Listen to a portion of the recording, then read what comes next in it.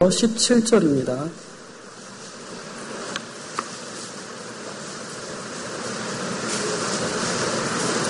다 찾으셨으면 한 목소리로 함께 합독하도록 하겠습니다. 시작. 내가 복음을 전할지라도 자랑할 것이 없음은 내가 부득불할 일입니다. 만일 복음을 전하지 아니하면 내가 화가 있을 것이로다. 내가 내 자유로 이것을 행하면 상을 얻으려니와 내가 자유로 아니하면 할지라도 나는 사명을 받았노라. 아멘. 오늘 부득불 복음 전파에 힘쓰라라는 제목으로요.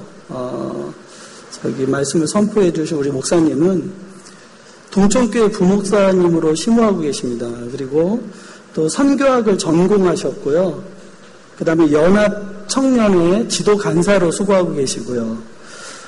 또 동천교회 해외 선교를 모두 책임지고 있으신 분이라 우리가 요즘 좀 선교에 대해서 많은 것들에 대해서 정립하기에는 굉장히 좋으신 하나님의 종인데 하나님께서 보내주신 거 너무나도 감사하고요.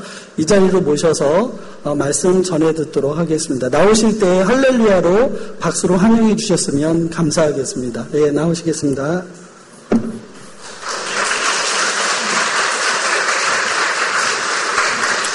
반갑습니다. 반갑습니다. 송경환 목사이고요. 우리 앞뒤 좌우로 인사 나눌까요? 사랑한다고. 주 안에서 사랑한다고. 우리 청년들한테 사랑한다고 고백을 하니까 프로포즈하는 청년들이 있어가지고 주 안에서 사랑한다고 우리 서로 이렇게 좀 인사 나눴으면 좋겠습니다. 주 안에서 사랑합니다. 반갑습니다. 반갑습니다. 오늘 부득불 복음 전파 힌스라는 제목으로 우리가 말씀을 함께 나누고자 합니다. 오랫동안 여러분 교회 성장을 연구해오던 에디 깁슨이라는 이 플러시나 교회 교수분이세요. 이 교회 성장을 연구해오던 이 교수님이 책을 하나 썼는데 Next Church, 미래 목회 9가지 트렌드라는 책을 썼습니다. 미래 목회는 이렇게 해야 된다라는 책을 썼어요. 근데 거기서 보니까 핵심이 그거였어요. 기다리는 전도는 백전백패할 것이다. 기다리는 전도는 백전백패할 것이고 오직 찾아 나서는 공격적 전도만이 승리할 수 있다라고 말하는 것을 우리가 볼 수가 있었습니다. 근데 여러분 지금 우리 한국교회의 모습이 어떠할까요? 제가 유학 시절에도 그렇고요. 미국에서 있는 한인교회도 그렇고 또 우리 여기 와서도 우리 교회들을 보니까 우리 교회들이 우리 목사님도 동감하시겠지만 희한하게 지금 유럽의 교회들, 쇠락해가는 유럽의 교회들과 또 미국의 교회들을 비슷한 현상들이 막 일어나고 있어요. 그런 현상이 일어나는 것 같습니다. 그러니까 그게 뭐냐 하면 전도를 하지 않는다는 거예요, 잘.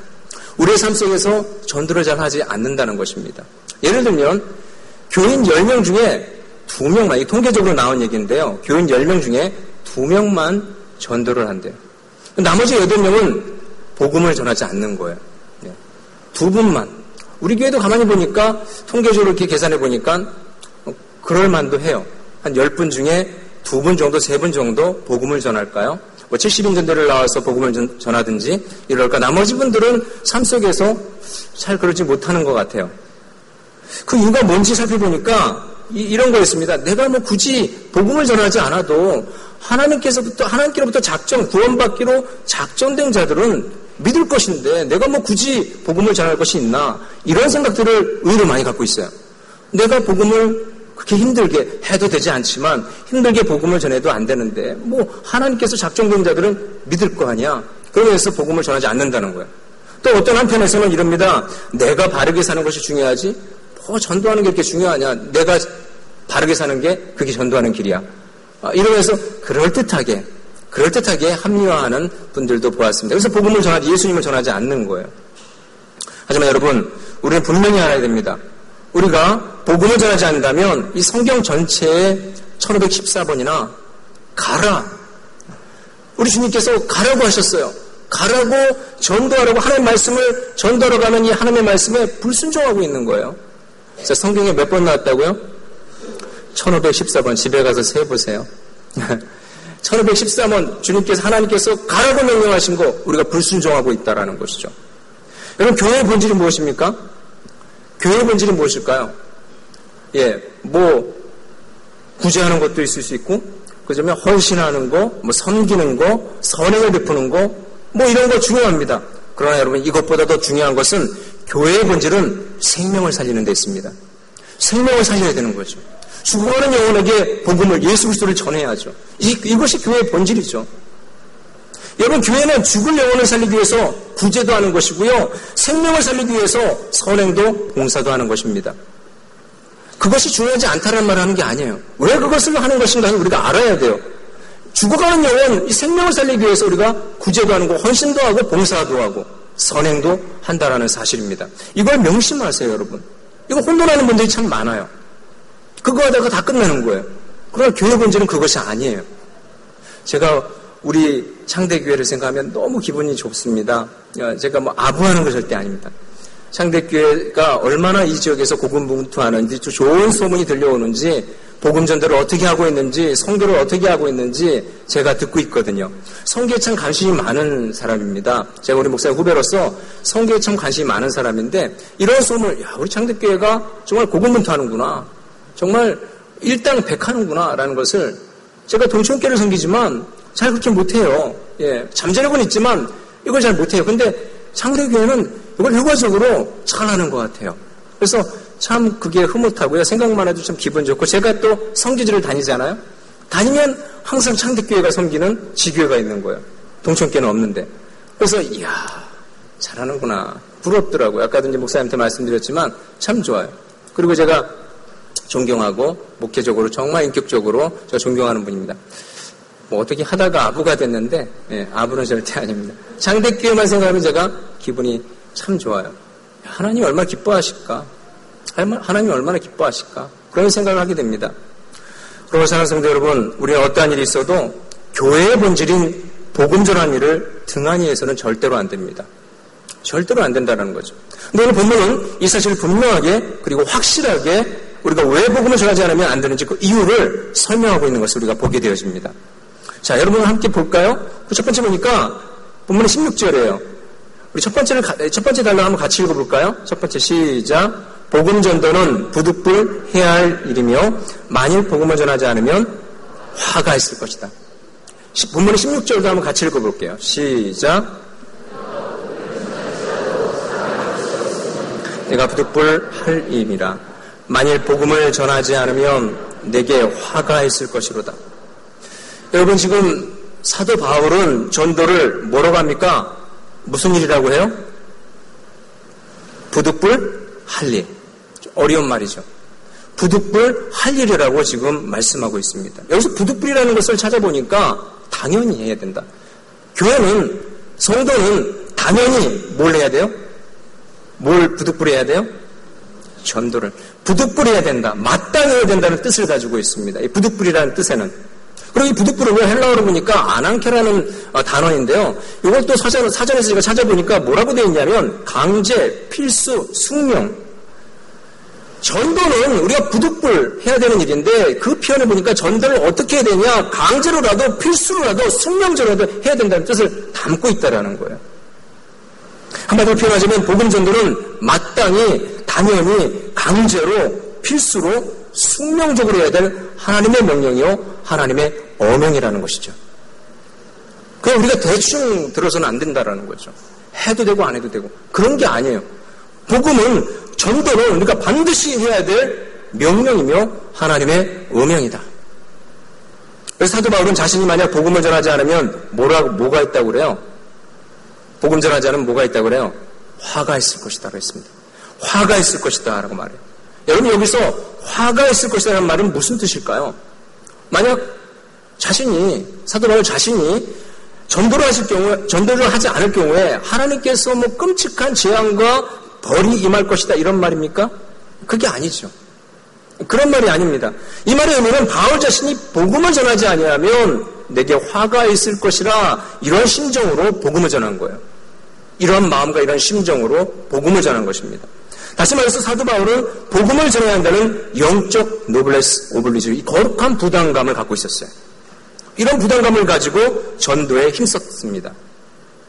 사랑하는 성도 여러분, 우리도 마찬가지입니다.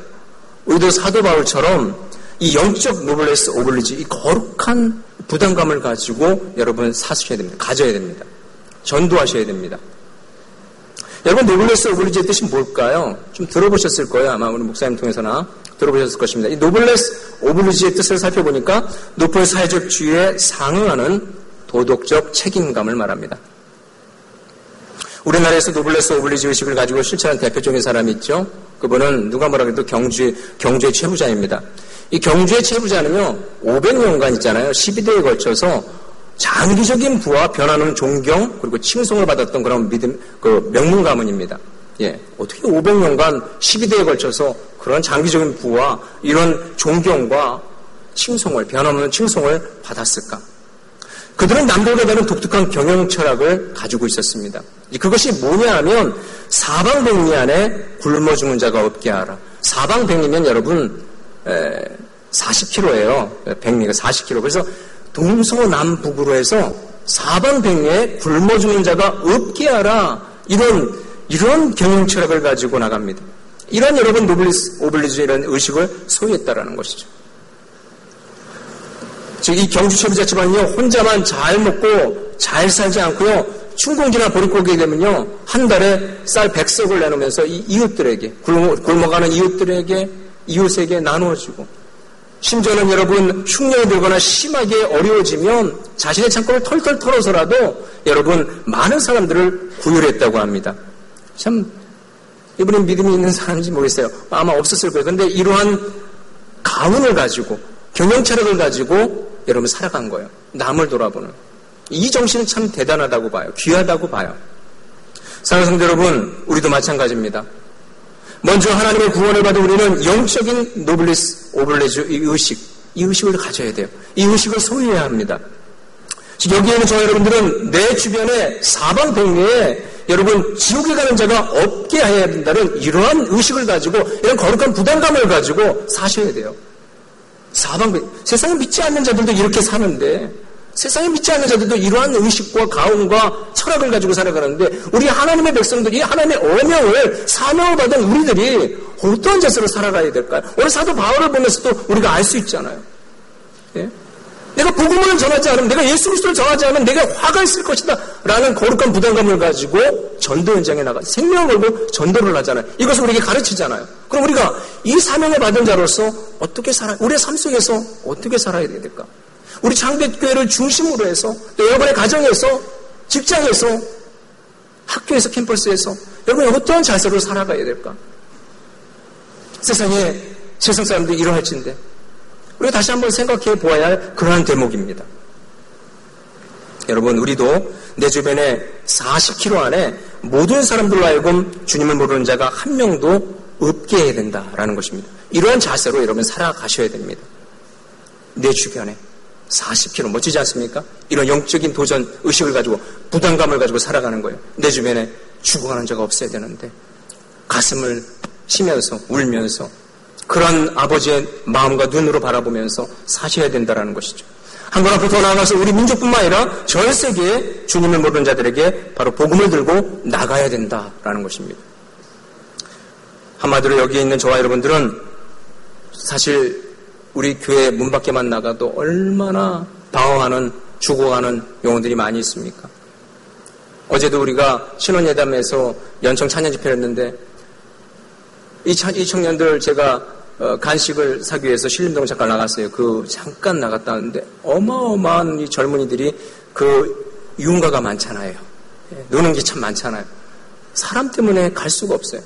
그렇게 얼마나 많습니까? 죽어가는 영혼들이. 여러분, 우리들도 먼저 구원받은 자로서 거룩한 부담감을 가지고 우리가 살아야 합니다. 이 지역을 바라보면서, 이 나라 민족을 바라보면서, 여러분의 가정을 바라보면서, 여러분의 직장과 캠퍼스를 바라보면서 이런 거룩한 부담감을 가지고 사셔야 돼요. 어떻게 하면 내 사랑하는 가족이 구원받게 할 수 있을까? 사실은 여러분, 제가 믿지 않는 가정에서 태어났습니다. 그래서 예수님을 중고등학교 때 다니긴 했지만 엉터리로 다녔어요. 그래서 고2 때 예수님을 영접하고 변화되어서 이런 부담감을 하나님과의, 예수님과의 첫사랑을 가지고 이런 부담감을 갖기 시작했어요. 전도사님이 그때 그렇게 가르쳐 줬어요. 너희 믿지 않는 부모님을 위해서 기도해야 된다. 지옥으로 가는 너희 사랑하는 부모님을 위해서 기도해야 돼. 너만 구원받으면 되겠니? 이러면서 이런 순수한 마음에, 그때 성경을 잘 몰랐어요. 그러나 그 하나님을 알았어요. 하나님의 사랑을 알았고 그 사랑 때문에 제가 구원받은 것을 경험했어요. 그래서 그렇지, 나만 구원받을 수 없지. 그래서 이 불신 가정에서요, 1년에 제사를 몇 번이나, 7번이나 드려요. 이런 가정에서 기도를 하기 시작했어요. 전사의 말씀을 듣고. 믿지 않는 가정. 부모님 장사하고 힘들게 들어오면요, 고인이 피곤해서 고인이 주무시는 그 아버지의 발을 붙잡고 기도하기 시작했어요. 눈물로. 고등학교 때. 우리 아버님은 성정이 불같습니다. 그래서 제가 이제 그런 짓이에요. 사실은 그분 입장에서는 그런 짓을 하다가 발각되면 맞아 죽습니다. 예. 왜요? 거의 불교에 가까운 유교의 그런 아주 고지식한 그런 분이기 때문에 그 있을 수 없는 일이죠. 그래서 제가 기도했어요. 하나님, 아버님, 어머님 양쪽발 붙잡고 기도했어요. 왜냐하면 하루 종일 장사하고 들어오니까 피곤해서 몰라요. 그래서 자꾸 기도했어요. 근데 어느 순간에 아버지가 깨어나서 뭐하냐? 그러는 거예요. 속으로 맞아 죽었구나. 깜짝 놀랐어요. 근데 하나님이 지혜 주셨어요. 피곤하시죠? 나도 모르게 피곤하시죠? 그런 식으로 3년 동안 기도했습니다. 3년. 감사하게도 저는 몰랐어요. 물론 하나님의 때였겠죠. 감사하게도 저는 빨리 하나님께서 전도의 문을 열어주셔서 상황을 이렇게 만들어주셨어요. 그래서 부모님 두 분을 다 모시고 교회를 가기 시작했고요. 사실은 아버님이 중풍으로 쓰러지셔서 정말 힘들 때, 회생 불가할 때 제가 저를 변화시키신 하나님을 이분들이 봤어요. 제가 엉엉덩털이었거든요. 고등학교 때. 근데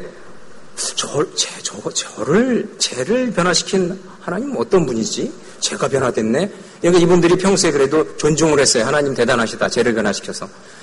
그래서 이러고 있는 차에 아무것도 의지할 수 없는 그런, 병원도 안 되고, 의원도 안 되고 그러니까요. 제가 이때다.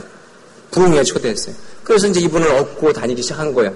20살 때, 21살 때. 복음을 전한 3년 만에. 그래서 이분들이 예수님을 믿고 영접하고요. 권사님으로서, 믿음의 사람으로서 이제 두 분 다 소천에 가셨습니다. 가정이, 여러분, 저는 그랬어요. 주 예수를 믿어라. 그래야 너만의 집에 구원을 얻으리라. 이 약속의 말씀을 붙잡고 계속 기도했습니다. 이 거룩한 부담감을 제가 자랑하려고 하는 게 아니라 이게 사실이니까요. 있는 사실을 그냥 말씀드리니까요. 거룩한 부담감을 가졌어요. 내 사랑을 죽어가는 영혼들이 내 자녀가, 내 남편이, 내 아내가, 내 부모님이 죽어가는데 어떻게 가만히 있을 수 있겠어요? 일 받고 나서 이런 거룩한 부담감을 갖기 시작했어요. 그래서 어린 나이에 그렇게 기도하면서 하나님 어떻게 하면 내 사랑을 가지고 구원할 수 있습니까? 이런 부담감을 가지고 그 10대에 기도했던 거예요. 여러분 마찬가지입니다. 우리도. 여러분의 가정 믿지 않는 남편이 있을 것입니다. 믿지 않은 자녀들이, 아주 구원의 확신을 갖지 않는 자녀들이 있을 것입니다. 믿지 않는 친척들이 있을 것입니다. 믿지 않은 여러분의 이웃이 있을 것입니다. 우리는 거룩한 부담감을 가지고 여러분 기도하셔야 돼요. 나가셔야 돼요. 어떻게 하면 내가 몸담고 있는 그 직장을 복음화시킬 수 있을까?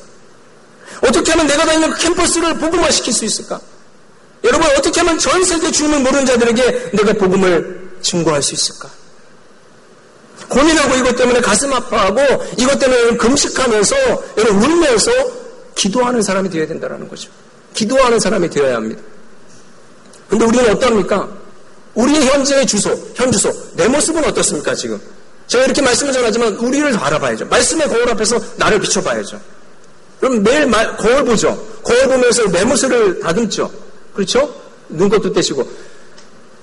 여러분 아침에 일어나셔서 제일 먼저 하는 일이 뭡니까? 저만 바라보죠. 네. 제일 먼저 하시는 게 뭐예요? 저는 목사인데 제일 먼저 일어나면 기도해야 되잖아요. 무릎 꿇고. 그리고 성경 봐야 되잖아요. 거울부터 봐요. 거울 보고 오늘 어떤가 이러고 눈꽃도 띄고 거울 보면. 여러분 매 순간마다 우리가 하나님의 이 말씀을 받을 때 말씀의 거울 앞에서 내 자신을 비춰볼 수 있어야 됩니다. 말씀의 수술대 앞에서 여러분, 이 말씀의 수술대 앞에서 여러분이 성령의 검으로 우리의 모난 부분, 이 썩은 부분을 도려낼 수 있어야 되고요. 우리의 이 죄된 부분을 성령의 불로 불태울 수 있어야 되죠. 이런 자세로 여러분 나오셔야 된다는 거예요. 오늘 이 시간에 여러분 이 말씀을 통해서 여러분 자신을 비춰보세요. 내 모습은 나는 어떠한가? 우리의 모습은 지금 어떻습니까? 내 남편이 쓰지 못한다고 해서 내 자녀가 원하는 대학에 떨어져서 내 남편이 내 자녀가 여러분 원하는 것에 취업 못해서 너무너무 힘들어하고 괴로워하고 고통스러워합니다. 예, 이것 때문에 우리는 힘들어하고 고통스러워요. 그런데 정작 내 사랑하는 딸과 아들이, 내 남편이, 내 아내가, 내 사랑하는 가족이, 내 친척이 지금 여러분 불타는 지옥을 향해 달려가고 있어도 우리는 아무런 고통이 없다라는 거예요. 아무런 상관이 없어요. 이것 때문에 가슴을 아파하고 금식하면서 우는 사람이 별로 없어요. 내 주변에 죽어가는 영혼들이 이렇게 많은데, 내 사랑하는 자들이 너무나 많은데, 여러분의 직장과 캠퍼스에 죽어가는 영혼들이 이렇게 많은데, 내 친구들이 그렇게 죽음으로 달려가고 있는데, 이것 때문에 가슴 아파하고 울면서 금식하면서 기도하는 사람을 찾아보기가 힘들어요. 찾아볼 수가 없어요. 여러분 지금도 세계 곳곳에 하나님의 자녀들이 불타는 지옥을 향해서 가고 있어도 우리는 어떤 부담감도 아무런 고통도 없이 살아갑니다. 너무나 태연하게 담담하게 살아갑니다. 나 먹고 살기 힘들어서 이것 때문에 고작 하나님의 백성들이 이것 때문에 전전긍긍하면서 우리가 하나님의 사명 다 잃어버리고 그거에 목매어 살아가는 것을 보게 되어져요.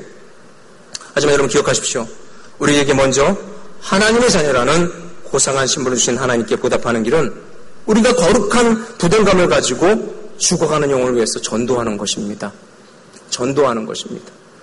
바로 영적인 노멀레스 오블리주 의식을 소유해서 저 죽어가는 영혼들에게 하나님의 사랑을 전할 수 있어야 돼요. 여러분의 삶 속에서 전할 수 있어야 됩니다. 그래야 때 우리는 영적인 나비 효과를 일으킬 수가 있어요. 여러분 나비 효과라는 여러분 브라질에 있는 그 브라질의 아마존 밀림에 있는 작은 나비의 날개짓이 있잖아요. 결과적으로 그것이 점점 확대되어 가지고요. 미국의 텍사스에 있는 여러분 거기에 토네이도를 일으킨다라는 거예요. 이런 이론이에요. 이런 이론. 미국의 기상학자 에드워드 로렌스의 이론입니다. 예. 나비의 작은 날개짓이 결과적으로 나중에 저 북상에서 텍사스의 토네이도를 발생시킬 수 있다는 이론이에요. 이와 마찬가지로 여러분 우리에 드린 이 전도와 선교를 위한 단돈 1,000원이 여러분이 흘린 잃어버린 영혼의 눈물의 기도가 여러분이 전하는 전도적 한 장 한 장이 복음의 토네이도를 일으킬 수 있다는 거죠. 예, 복음의 토네이도를 발생할 수 있다는 거예요. 여러분의 전도에 작은 날개신 우리 가정과 여러분이 속한 교회와 여러분이 속한 캠퍼스와 직장 이곳에서 더 나아간 나라와 민족과 우리가 후원하고 있는 인도 땅과 캄보디아 땅 있잖아요. 인도 땅과 캄보디아 땅을 바꿀 수 있는 복음 전도의 영적 토네이도를 몰고 올 수 있다는 것입니다. 굉장한 것입니다, 여러분. 우리는 별거 아니네 하지만 우리가 지금 언금 드리는 거 이거 별거 아니네 아닙니다, 여러분.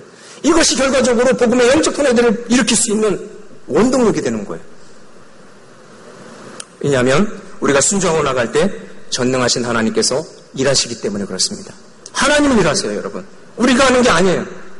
이 작은 날개짓을 통해서 하나님이 일하신다고요. 이 믿음의 순종을 통해서 하나님이 일하신대요. 그러기 사랑하는 성도 여러분, 우리는 반드시 기억해야 합니다. 우리가 아무리 하기 싫어도 복음 전도와 성도는 왕이신 하나님의 명령이고 하나님의 언어이기 때문에 반드시 강제라도 해야 합니다, 여러분. 하셔야 해요.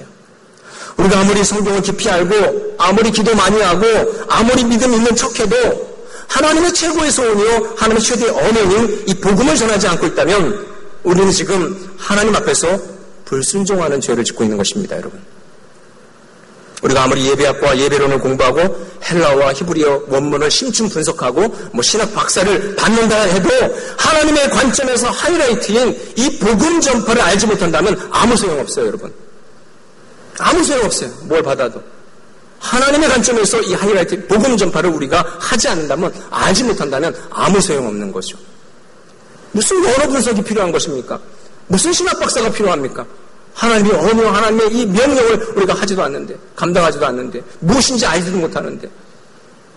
그러므로 사는 성도 여러분, 이 복음 전도란 우리가 마땅히 해야 할 일이며, 만일 복음을 전하지 않으면 내게 화가 임할 것이다. 라는 이 주님이 주시는 이 거룩한 의무감을 가지고 여러분 생명을 사는 일에 점심전력할 수 있는 오늘 저와 여러분, 그리고 우리 창대교회 모든 성도 여러분 될 수 있기를 주님의 이름으로 축원합니다. 그럼 우리 마리아 성교회 되길 바랍니다. 우리 마리아 성교회 어디 있으세요? 손 한번 들어보실래요? 네, 떨어져 앉으셨네요. 오늘 같은 날에 이렇게 다 같이 앉으셔가지고 합심해서 하셔야 되는, 감사합니다. 귀합니다. 힘이 있고요. 아까 얘기 들어보니까 저력이 있고, 또 하나로 뭉치시길 바랍니다. 주 안에서 더 하나가 되어서 합력해서 선을 이루는 놀라운 역사가 우리 마리아 성교를 통해서 일어나길 바랍니다. 모이면 기도하시고, 흩어지면 전도하시고, 더 그렇게 하세요. 분주하시겠지만, 바쁘시겠지만, 무엇 때문에 분주해야 될지를 여러분이 아셔야 돼요. 내가 무엇 때문에 분주해야 될지를 아셔야 돼요. 영혼 살리는 일이에요, 결과적으로는. 우리 교회에 온 영혼들, 새로운 새 가족들, 우리 주변에 죽어가는 영혼들, 이것 때문에 우리가 섬기고 봉사하고 구제하고 헌신하는 겁니다. 무엇이면 기도하셔야 돼요. 우리가 무엇에 집중해야 될지. 두 번째로, 우리가 복음을 전하지 않으면 안 되는 이유가 무엇 때문입니까? 우리 두 번째도 한번 넘겨주셔서 같이 한번 읽어볼까요? 제가 타이틀을 한번 잡아봤습니다. 두 번째. 네, 같이 한번 읽을게요. 시작. 마음으로 복음을 전하면 상이 주어질. 그렇습니다. 두 번째로 우리가 복음을 전하지 않으면 안 되는 이유는 바로 자원하는 마음으로 복음을 전하면 상이 주어질 것이며, 내키지 않아도 해야 할 이유는 뭐예요? 하나님께 사명을 받은 자이기 때문에. 오늘 보면 17절 상반절을 보시면 내가 내 자유로 이것을 행하면 상을 얻으려니와 이렇게 말씀하고 있는 것을 우리가 보게 되어집니다. 여러분, 사도 바울은 자원하는 마음으로 복음을 전하면 반드시 상이 주어질 것을 믿었습니다. 그리고 사도 바울은 전도를 단순한 의무로만 생각하지 않고요, 하나님이 자신에게 주신 특권으로 생각했어요. 하나님이 내게 주신 특권이에요. 뭐가요? 이게 복음을 전도하는 거. 근데 우리는 기피하려고 싫어하잖아요.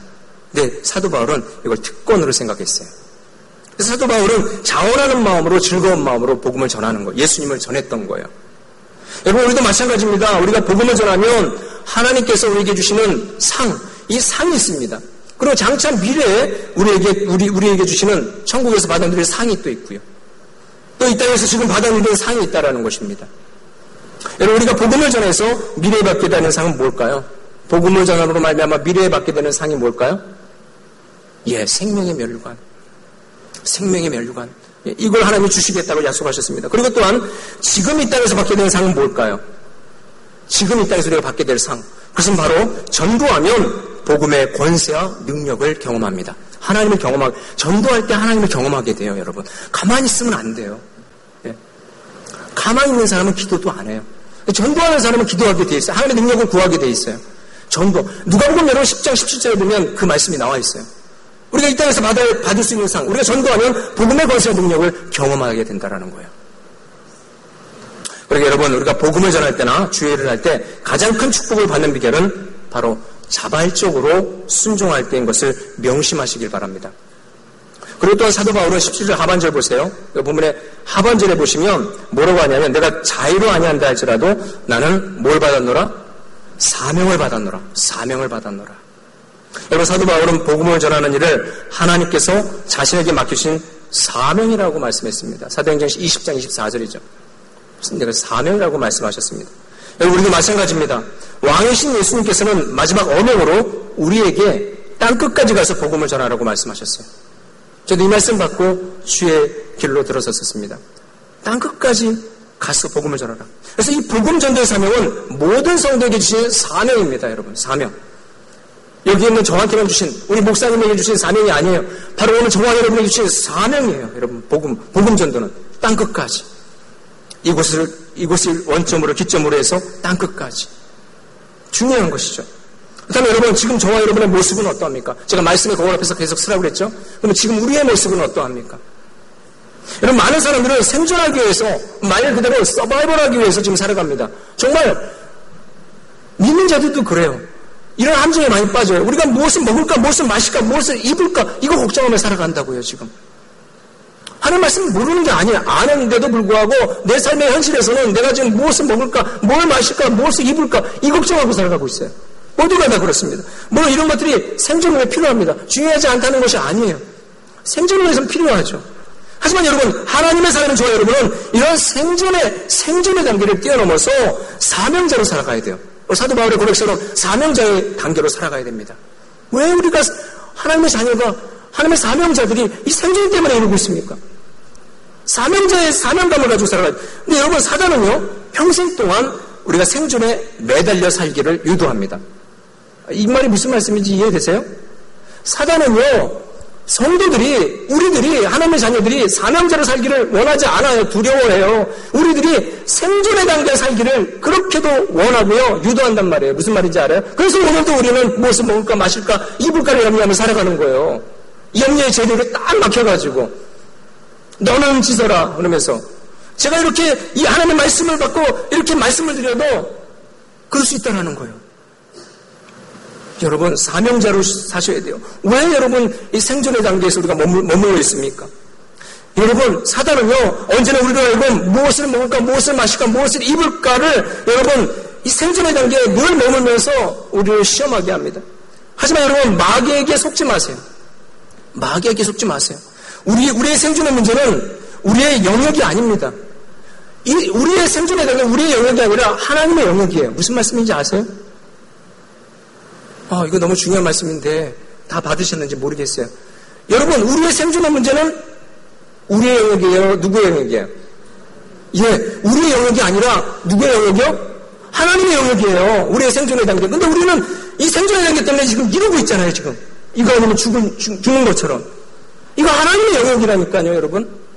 마태복음 6장 25절 34절을 보시면 공중의 새도 하나님께서 기르시고요, 들의 백합화도 하나님께서 입히십니다. 그렇게 여러분, 하나님께서 우리의 생존의 문제를 책임지시겠다고 친히 분명히 말씀하셨어요. 내가 너 책임진다니까? 내가 너를 책임질게. 분명히 하나님께서 하물며 너일까 보냐? 믿음이 없는 자들아. 내가 공중에 나는 새도 기르고 들에 피는 백합화도 내가 입히는데 하물며 하나님의 아들과 딸인 너일까 보냐? 왜 생존의 단계에 머물러 있느냐? 그 말씀하시는 거 아니에요. 근데 모두가 오늘날 우리는 다 생존의 단계에 머물러가지고 이러고 있다고요. 하나님의 사명 다 까먹고 감당하지 못하고 이것 때문에 안 됩니다. 저것 때문에 안 됩니다. 이거 못합니다. 이러고 있다고요, 여러분. 다시 말해서 생존은 우리가 염려의 문제가 아니라 하나님의 책임입니다, 여러분. 하나님의 책임이에요. 그렇게 사랑하는 성도 여러분, 우리는 이제 생존의 단계를 뛰어넘어서 사명자의 삶의 단계로 넘어서셔야 돼요. 사명자의 삶의 단계로 여러분 나가야 될 줄로 믿습니다. 여러분, 얼마 전부터 버킷리스트라는 말이 유행했죠. 버킷리스트. 예, 그래가지고 뭐 TV에 보면 예능 프로그램 보면 이것 때문에 많이 하더라고요. 버킷리스트. 이게 유럽이나 미국에서 와가지고 버킷리스트. 이 유황처럼 사용되었습니다. 이 버킷리스트란 말이 무슨 뜻입니까? 죽기 전에 내가 꼭 해야 될 것들을 적어놓은 목록이에요. 그쵸? 죽기 전에 이러한 것을 내가 하고 싶다. 여러분의 버킷리스트는 뭡니까? 여러분 지금 하나님 앞에 가기 전에, 죽기 전에 뭘 하고 싶으세요? 여러분, 어느 한 회사에 리서치를 했습니다. 당신들이 큰 회사였어요. 큰 회사에서 여러분이 죽기 전에 꼭 하고 싶은 일이 뭡니까? 이렇게 설문조사를 했는데 그걸 보니까 1위가 뭐가 나온지 아세요? 혹시 여기 나왔나요? 여기 나왔어요? 안 나왔죠? 제가 적어놨었나요? 1위가 뭔지 아세요? 세계 여행이었습니다. 2위가 뭘까요? 몰라도 되는 거죠. 그냥 사실은. 이 회사 사람들이 통계니까. 2위가 열정적인 사랑이었습니다. 3위가 의외로 부모님께 효도였습니다. 부모님께 효도. 내가 죽기 전에 꼭 이것을 하고 싶습니다. 내가 죽기 전에 세계 일주, 세계 여행하고 싶습니다. 내가 죽기 전에 열정적인 사랑, 부모님께 효도를 하고 싶다고 말들 합니다. 그렇다면 여러분, 여기 앉아있는 저희 여러분은 적어도 있잖아요. 적어도 우리가 예수 그리스도의 일꾼이라면 우리의 버킷리스트는 어떤 게 되어야 될까요? 한번 생각해 보세요. 우리가 예수님의 일꾼이라고 한다면, 예수님의 사명자라고 한다면 우리의 버킷리스트는 세상 사람들과 좀 달라야 되지 않을까요? 근데 안 다르다는 게 문제예요. 안 다르다는 게 문제예요, 여러분. 우리가 하나님의 일꾼이라면 세상 사람들의 버킷리스트하고 좀 달라야 되잖아요. 여러분, 우리가 적어도 전도의 삶을 받은 자라면 우리의 신앙 버킷리스트에는 이런 것들이 들어가야 되지 않을까요? 내가 죽기 전에 꼭 10명에게 복음을 전하겠습니다. 10명 이상에게 제가 복음을 꼭 전하리라. 이런 것들. 멋지지 않아요? 내가 죽기 전에 해외여행만 다니지 말고 단 한 번이라도 해외 단기 선교를 가서 내가 아버지의 마음을 품고 영혼을 바라보며 못하는 언어지만 내가 복음을 한번 전해버리라. 멋지지 않습니까, 여러분? 우리 어르신들. 이런 것들요. 내가 죽기 전에 내가 알고 있는 내 가족과 내 친척과 내 동료들에게 이 복음의 놀라운 소식을 알리리라. 내가 하나님의 부르심을 받기 전에 하나님의 오명인 복음 전도에 온전히 힘써보겠다. 이런 각오와 정신으로 우리 남은 생애를 우리가 살아가야 되잖아요, 여러분. 아까도 말씀드렸지만 제가 선교지 현장을 많이 다닙니다. 네, 해마다 이렇게 좀 경련으로 해서 다니는데 제가 인도 선교지도 가고요, 캄보디아 선교지도 가보면 항상 보면 우리 창대교회 지교회가 있어요. 거기 가서 제가 사역을 해드리고 이렇게 와요. 근데 굉장히 도전을 많이 받아요. 아까도 말씀드렸지만. 근데 여러분 가보시면 있잖아요. 정말 뭐 다 아시겠지만 거긴 복음이 그래도 이제 열려 있어요. 우리나라 뭐 50년, 60년, 70년 되니까요. 아이들이 사슴 눈 같은 아이들이 눈망울이 초롱초롱하면서 뭐 별것도 아니에요. 그냥 사탕 하나만 이렇게 해도 뭐 풍선만 불어줘도 얼마나 몰려오는지 몰라요. 그래서 복음을 듣고 예수 그리스도의 사랑을 전해받고 저들이 가서 거기서 1년, 2년 신앙생활하면서 변화되어지고 그래서 예수님의 일꾼도 거기서 나오게 되어지고요. 이런 것을 보게 될 때 너무나 가슴이 뜨겁고요. 뭉클뭉클합니다. 여러분 한번 가보세요. 현장에 가셔서요. 우리가 무슨 언어를 얼마나 하겠습니까? 저도 캄보디아 언어 잘 못해요. 네. 인사뵙기 못해요. 인도말도 그렇고요. 그러나 우리가 아버지의 마음을 품고 가보는 거예요. 가서 그 현지의 교회가 어떠한지, 어떻게 모이는지, 어떻게 예배를 드리는지, 그 영혼들이 어떠한지 아버지의 마음을 가지고 가보면요 정말 가슴이 뜨거워져요. 내가 갔다 오면요 이 교회를 놓고 기도 안 할래 안 할 수가 없어요. 정말 그 생각이 계속 그 교회와 그 어린 영혼들과 그 성도들이 생각나고요. 정말 그 열악한 환경 속에서 고군분투하고 있는 그 사역자 생각하고요. 그 교회가 생각되어져서 기도 안 할래 안 할 수 없고 후원 안 할래 안 할 수 없어요. 여러분 꼭 기회가 되시면 꼭 한 번은 나가세요. 가서 한번 아버지의 마음으로 우리가 뭘 하겠어요. 그러나 보고 오세요. 예, 그리고 그리스도의 사랑을 전해보고 오세요. 나눠주고 와보세요. 굉장한 역사가 일어납니다. 아까 복음의 토네이도의 현상이 일어납니다. 그러기를 바라요. 우리가 꼭 주님 앞에 부르심을 받기 전에 해야 될 신앙 버킷리스트 그 중에 하나 이런 것들을 한번 기획해 보세요. 얼마나 유익한지 모릅니다. 사랑하는 성도 여러분, 전도의 사명은 하나님이 천사에게도 맡기지 않는 그런 사명입니다. 천사에게도 맡길 수 있는데 천사에게 맡겨가지고 다 사람들을 구원할 수 있고 복음을 전할 수 있음에도 불구하고 그렇게 하지 않았어요. 하나님께서는 그렇게 일하시지 않았습니다. 오직 하나님의 자녀인 저와 여러분에게 이 전도할 수 있는 거룩한 직분을 맡겨주신 것입니다. 그래서 여러분 찬송가 508장에 보면 주에게 부탁하신 일 천사도 흠모하겠네. 이거 아세요? 찬양? 주에게 부탁하신 일 누가 흠모한다고요? 천사도 흠모하겠네. 뭘요? 영혼 구원 전도하는 일이요. 아무한테 맡기지 않으셨어요. 바로 오늘 저와 여러분에게 이 전도의 사명 영혼 구원의 일을 맡기셨다. 천사도 흠모한다고 그러잖아요. 주에게 부탁하신 일. 그러고 사랑하는 성도 여러분, 천사도 얼마나 이 귀한 사명을 깨달아 단순히 이 땅에서 먹고 살기에 머무르지는 아까 생존의 단계에 머무르지 마시고요. 왜 여기에 속습니까? 사단 마귀가 좋아하는 일에 속습니까? 생존의 단계를 뛰어넘어서요. 하나님이 보내신 사명자로서 이 귀한 사명에 충성하시길 바랍니다. 그래서 이 땅에서뿐만 아니라 저 천국에 가서도 생명의 멸류관, 즉 상을 받을 수 있는 믿음의 종들이 다 되시기를 주님의 이름으로 축원합니다. 말씀을 맺겠습니다. 사랑하는 성도 여러분, 전도와 선교는 해도 되고 안 해도 되는 것이 아닙니다.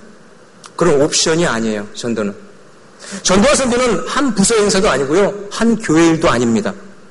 여러분, 이 일은 하나님의 지상명령입니다. 하나님의 지상명령이에요. 하나님께서 이 전도와 선교는 강제로 필수로 숙명적으로 해야 할 하나님의 명령이고 하나님의 어명이라는 사실을 깨달으시기 바랍니다. 여러분 사극 보세요. 사극 요새 보세요. 사극에 보면은 임금이 어명을 내리죠. 그렇죠? 대역죄인에게 사약을 내리는 어명을 내립니다. 그러면 이 죄인이 무슨 죄를 진지는 몰라요. 사실은. 왜냐하면 당시에는 클리어하지 않기 때문에 정직하지 않기 때문에 비리도 있었기 때문에 정치적으로도 희생당할 수도 있잖아요. 아무튼 임금이 내린 어명은 여러분 사약일지라도 그가 임금을 향해서 앉아 소복을 하얗게 입고요. 정결하게 입고요. 그 임금을 향해서 그 사역을 받을 때 뭐라고 합니까? 혹시 사극 보신 분 아세요? 그 사약을 마시면서 뭐라고 하세요? 뭐라고 해요? 아, 드라마 안 보시는구나. 우리 창덕교는 정말 성경만 보시고 말씀만 보시고. 저는 사극을 좋아하는데 요즘 잘 볼 시간이 없어요. 바빠서. 뭐라고 합니까? 임금이 향한 것을 향해서 절을 하고 서원이 망극합니다 하고 뭘 마셔요? 세상의 임금, 죽이라는 어명인 이 사약도 서원이 망극하다고 마십니다. 근데 우리는 만왕의 왕이신 하나님께서 사람을 영혼을 살리는 이 어명을 우리는 어떻게 받고 있냐고요? 드라마만 재밌게 보면서 여러분은 어떻게 받고 있어요? 하나님의 말씀을, 이 어명을. 여러분들은 세상에 믿지 않는 저들도 임금의 한나라의 왕의 명령이라고 해서 사약을 받아 먹으면서도 성령이 망각하다면서 절을 하고 죽는데, 우리 하나님의 백성인, 우리 만왕왕이신 하나님의 이 지상명령인, 이 어명인 우리 이것을 받으면서 우리는 여러분 올떠한 자세로 살아가냐고요. 참 우리는 지금 고민하셔야 돼요. 회개하셔야 돼요. 묵상, 이 말씀을 가지고 가슴을 치며 기도하셔야 돼요. 우리가 사명자로서 어떻게 살아가고 있는지. 전도와 선교는 하나님의 자녀들 우리에게 주신 거룩한 의무요, 특권이요, 사명입니다, 여러분. 여러분, 병원이 언제 영광스럽습니까? 병원이 언제가 영광스러울까요? 뭐 첨단 의료시설을 갖추고 막 유능한 직원들이 많이 있고 의료진이 있고 이러면 뭐 병원이 영광스럽습니까? 아니죠. 그 병원이 영광스러워지는 것은 딱 한 가지입니다. 죽어가는 환자를 살릴 때. 죽어가는 환자를 살 때 그 병원은 영광스럽게 되는 거고요. 그 더불어서 덩달아서 그 병원에서 일하는 직원과 의사는 영광스럽게 되는 것입니다. 죽어가는 환자를 살릴 때. 여러분, 우리 창덕교도 마찬가지입니다. 우리 창덕교가 언제 영광스러워지는 것입니까? 건물이 화려할 때요? 무슨 화려한 오케스트라가 있고요. 세련된 오케스트라가 있고 화려한 뭐 어떤 이런 것들이 있을 때요? 시설이 있을 때요? 영상이 있을 때요? 아니면 여러분, 그것도 아니면 우리가 쌓은 재물과 스펙, 권력 가지고 있을 때 여러분 영광스러운 존재가 됩니까? 아니라는 거죠. 그게 아니라는 거죠. 하나님의 사람인 저와 여러분이, 우리 창대교회가 영광스러워지는 것은 이 전도와 선교를 통해서, 이 지역사회와 나가서, 해외에 나가서 이 전도와 선교를 통해서 죽어가는 영혼을 살리게 될 때 하나님 앞에 가장 영광스러운 존재가 되는 것입니다. 저와 여러분, 우리 교회가 영광스러운 존재가, 지금도 잘 아시지만 그런 영광스러운 존재가 되어지는 거예요. 그러므로 사랑하는 성도 여러분, 하나님의 최고의 소원이요, 하나님의 최대의 어명인 이 복음 전도에 힘써서 열국의 아비와 어미가 되셔서 수많은 영혼들을 복음으로 나와서 우리 하나님 앞에 드릴 수 있는, 우리 하나님 앞에 나갈 수 있는 저와 여러분, 그리고 우리 마리아 성교회, 더 나아가서 우리 창덕교회 온 교회가 될 수 있기를 주님의 이름으로 축원합니다. 우리 함께 기도할게요. 우리 함께 한 1분 동안 함께 기도했으면 좋겠어요. 한 1분 동안 우리 말씀과 같이 이제 저와 여러분들이 하나님의 자녀로서 우리에게 맡기신 이 복음 전도에 힘쓰므로 생명의 열매로 하나님의 나라를 시원케 하며 영광 돌리는 우리 창대교회와 저 여러분 믿음의 삶이 되게 해달라고 한 1분 동안, 지금도 여러분 우리의 이 전도를 위해서 우리의 성교를 기다리고 있는 영혼들이 참 많이 있어요. 여러분 우리 창대교회 잘하고 있습니다. 그러나 우리 주님께서 말씀하십니다. 좀 더 사명자로서 잘 감당해라. 더 효과를, 이 교회를 통해서 많은 영혼들이 내내 돌아오기를 바라시고 계실 거예요. 우리 이거를 위해서 함께 말씀을 묵상하면서 기도하시겠습니다. 통성으로 기도하시겠습니다.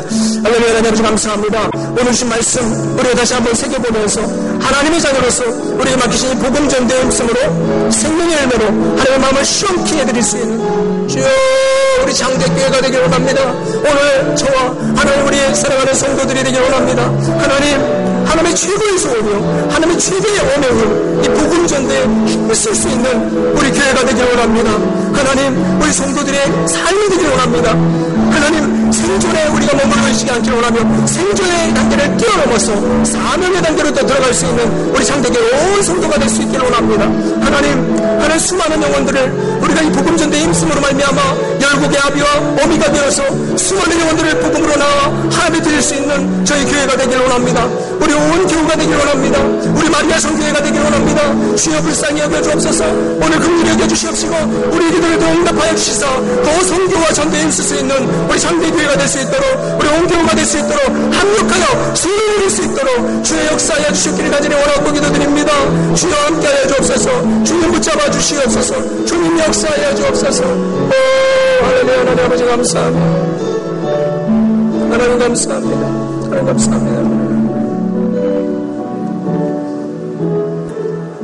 하나님 아버지 감사드립니다. 오늘 저희들에게 다시 한번 주님의 마음을 품고 나아가 우리에게 맡기신 귀한 직분을, 이 귀한 직분이 하나님 아버지 가지고 복음 전도에 힘쓰므로 말미암아 수많은 사람들이 죽기로 돌아오는 그러한 축복의 통로로 우리 장대교회와 우리 각 성교회와 특별히 우리 마리아 성교회, 하나님 특별히 또 여기 머리 숙여 주님 앞에 헌신하고 결단하겠다는 우리 주님의 백성들을 주님께서 사용하여 주셨기를 간절히 원합니다. 지금까지 여기까지 은혜로 인도하셨지만 앞으로 더욱더 주님께서 우리 교회의 이름과 같이 창대한 역사, 주님의 복음과 전도와 선교를 위해서 창대히 쓰임받는 놀라운 하나님의 역사가 우리 교회를 통해서 일어나게 하여 주시고 우리 온 교회를 통해서 또 우리 담임 목사를 통해서 일어날 수 있도록 인도하여 주옵소서. 하나님 특별히 우리 창대교회가 매년 인도와 캄보디아 그리고 국내 선교로 하나님 나라를 확장하는 일에 사용하여 주심에 감사드립니다. 이 절기 뿌려놓은 이 믿음의 밭에 30배, 60배, 100배 놀라운 결실을 맺고 생명이 살아나는 역사가 있게 하시고 이를 통해서 하나님께 더욱더 영광 돌리는 우리 창대교회와 우리 온 교회가 될 수 있도록 인도하여 주옵소서. 특별히 이 시간 우리 마리아 성교회 헌신 예배로 아버지께 나아가게 하시니 감사드립니다.